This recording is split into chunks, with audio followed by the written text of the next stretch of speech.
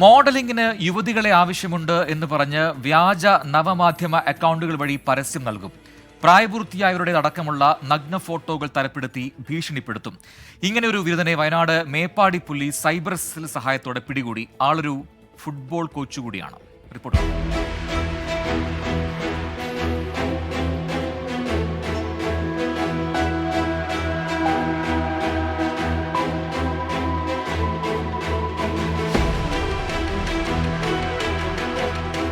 മൂപ്പൈനാട് റിപ്പൺ പുല്ലൂർക്കുന്ന് കൊല്ലത്തുപറമ്പിൽ വീട്ടിൽ ഫൈഷാദ് എന്ന 23-കാരനാണ് പോലീസിന്റെ വലയിലായത്. ഇൻസ്റ്റാഗ്രാം, ടെലഗ്രാം, വാട്സപ്പ് എന്നീ നവമാധ്യമങ്ങളിലാണ് ഇയാൾ പരസ്യം നൽകിയിരുന്നത്.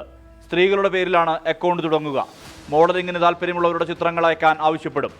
മോഡലിംഗിലൂടെ പണം നേടാം എന്നായിരുന്നു വിശ്വസിപ്പിച്ചിരുന്നത്. 10,000, 25,000, 50,000 രൂപ വരെയായിരുന്നു വാഗ്ദാനം. നഗ്ന ചിത്രങ്ങൾക്കാണ് ഏറ്റവും അധികം തുക നൽകുകയെന്ന് വിശ്വസിപ്പിച്ച് പലരിൽ നിന്നും ഫോട്ടോകൾ വാങ്ങിയതായി പോലീസ് അന്വേഷണത്തിൽ തെളിഞ്ഞു.